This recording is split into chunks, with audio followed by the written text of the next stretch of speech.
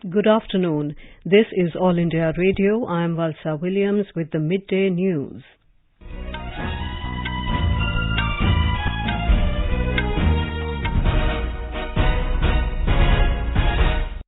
The headlines.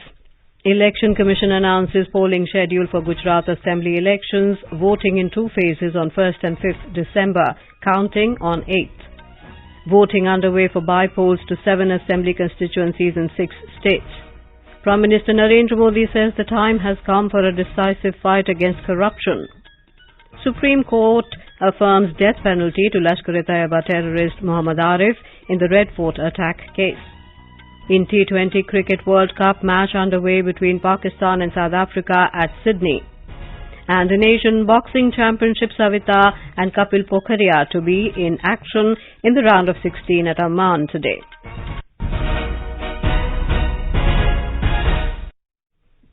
The Election Commission of India has announced two-phase assembly elections in Gujarat, for which polling will be held next month.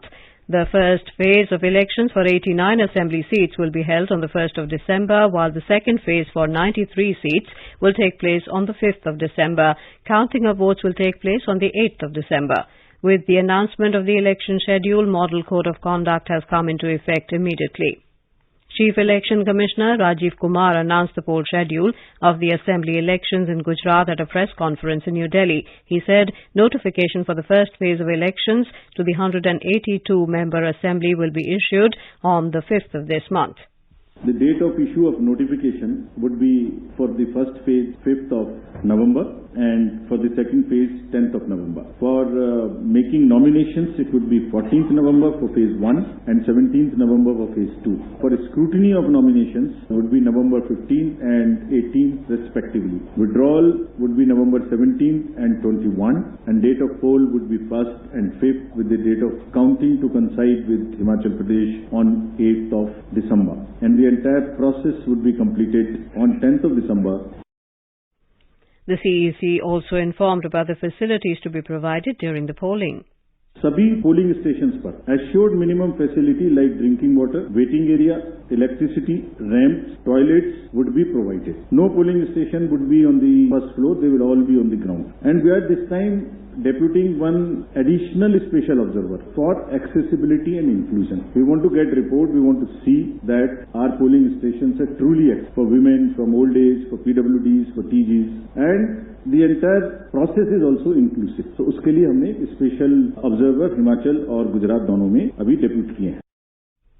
Senior BJP leader and Home Minister Amit Shah is chairing the State BJP Parliamentary Board meeting at Gandhinagar in Gujarat today.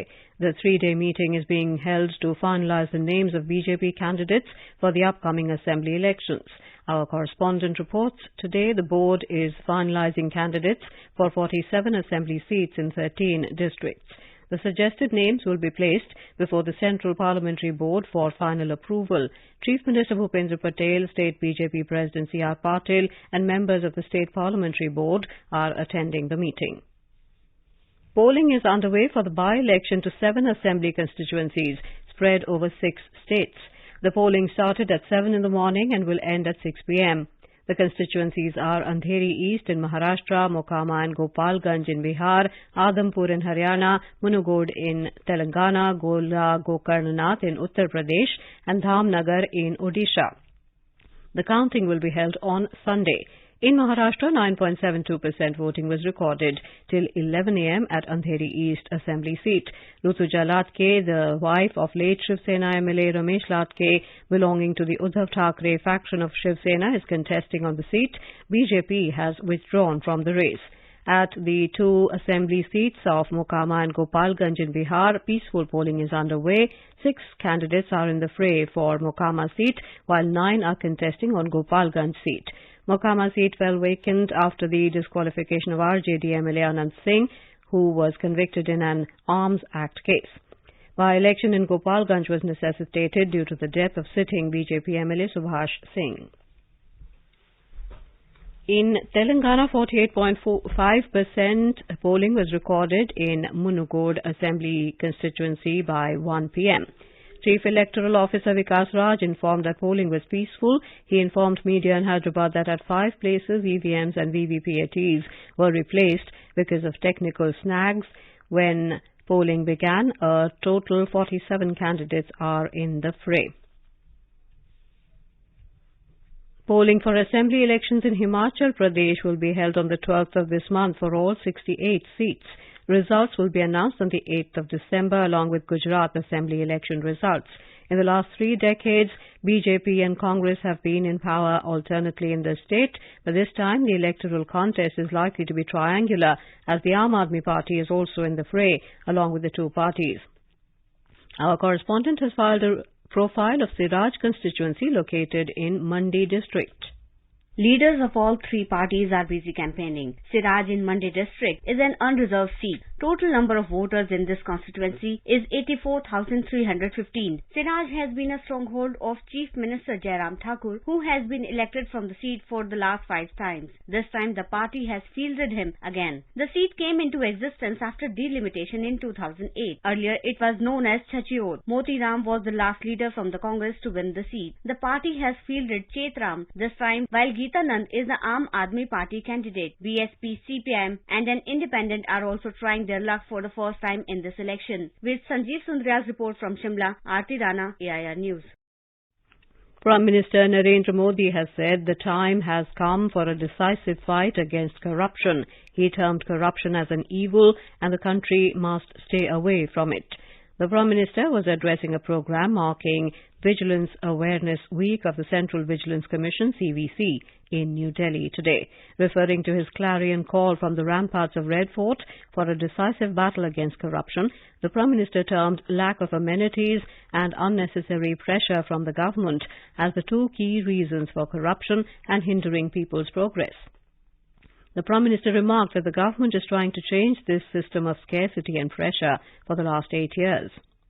कि बीते 8 वर्षों के श्रम साधना कुछ initiative उसके बाद अब भ्रष्टाचार के खिलाफ निर्णायक लड़ाई का समय आ गया है।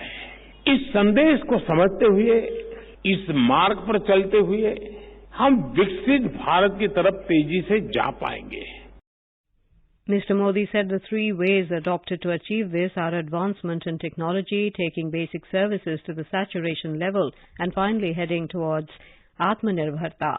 Mr. Modi said every department of the government should show the same will to fight corruption like the NDA government is displaying. He highlighted that trust and reliability are keys to create a developed nation. विकसित भारत के लिए विश्वास और विश्वसनीयता ये दोनों बहुत आवश्यक है। सरकार के ऊपर जनता का बढ़ता हुआ विश्वास जनता का भी आत्मविश्वास बढ़ाता है। हमारे यहाँ मुश्किल ये भी रही कि सरकारों ने जनता का विश्वास तो खोया ही, जनता पर भी विश्वास करने में पीछे रही। This year, the Vigilance Awareness Week is being observed from the 31st of October to the 6th of November with the theme Corruption-Free India for a Developed Nation. Prime Minister Narendra Modi also launched a new complaint management system portal of the CVC. The portal is envisioned to provide end-to-end information to citizens through regular updates on the status of their complaints. The Prime Minister also gave away awards to top 5 students who wrote the best essays during a nationwide essay competition on the theme of the Vigilance Awareness Week. He also launched 3 books published by CVC. Speaking on the occasion, Minister of State in the Prime Minister's office, Dr. Jitendra Singh said under the leadership of Narendra Modi, several administrative reforms were undertaken in the last years. This is All India Radio giving you the news. For quick news updates round the clock, follow us on our Twitter handle at AIR News Alerts.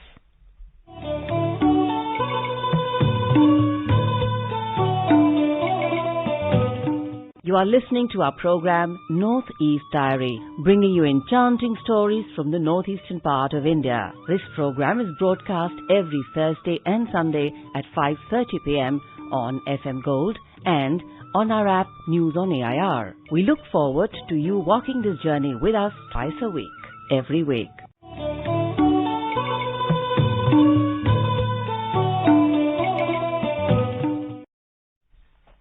Welcome back to the Midday News.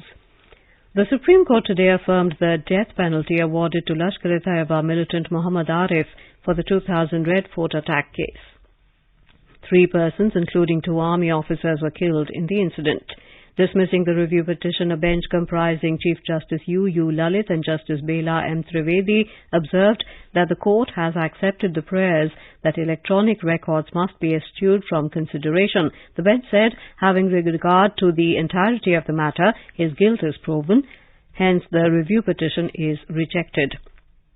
On the 22nd of December in 2000, some intruders started indiscriminate firing and gunned down 3 persons, including 2 army jawans belonging to the 7th Rajputana Rifles.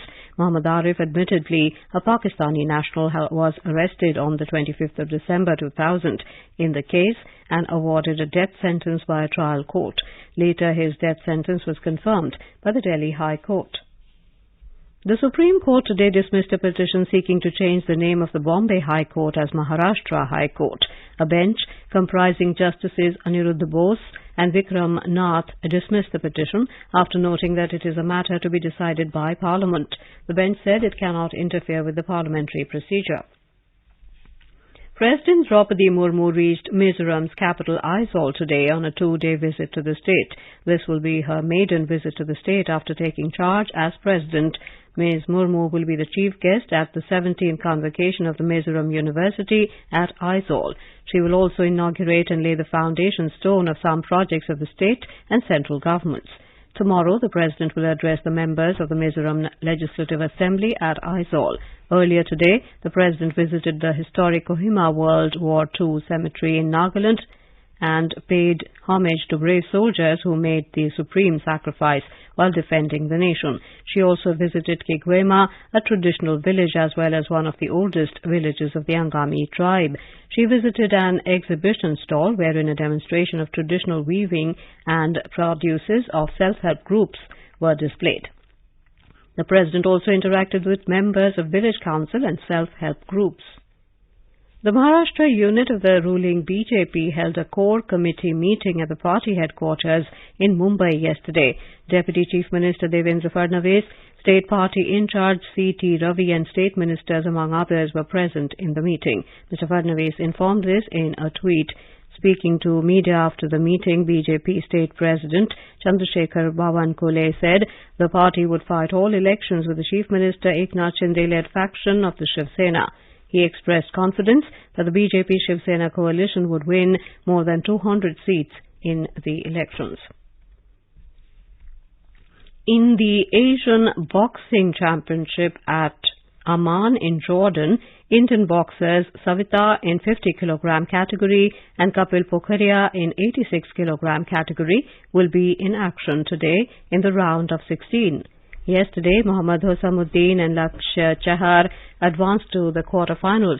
CWG bronze medalist Husamuddin defeated Kyrgyzstan's Zeitbek Ulu 3-2 in the 57 kg pre-quarterfinals. He will now face Pakistan's Ilyas Hussain in the quarterfinal.